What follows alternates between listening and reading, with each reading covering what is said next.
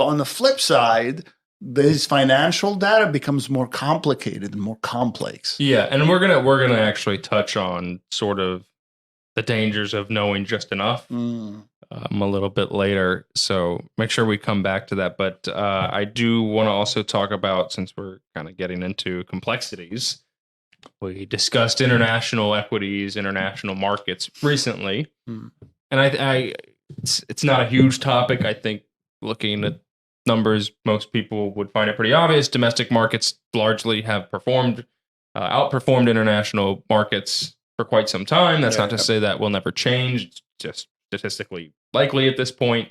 And we generally try to lean towards, well, the companies we invest in domestically do enough business internationally that it'd be hard not to consider that an international equity. Right. Yeah. However, you brought up an interesting point that there's a whole different standard of accounting. And part of our job is to thoroughly vet anything that we would recommend to a client.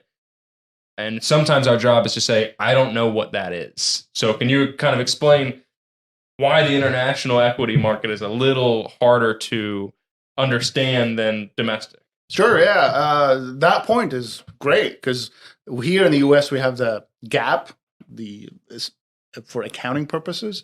It has to adhere to certain standards, accounting standards, and that applies to how do you record your revenue? How do you record your cash? When do you record your cash? So you make a sale, and I'm just going to give one example. You make a sale and you have not delivered the good, right? Do you record the cash as revenue when you receive the sale or when you deliver the good?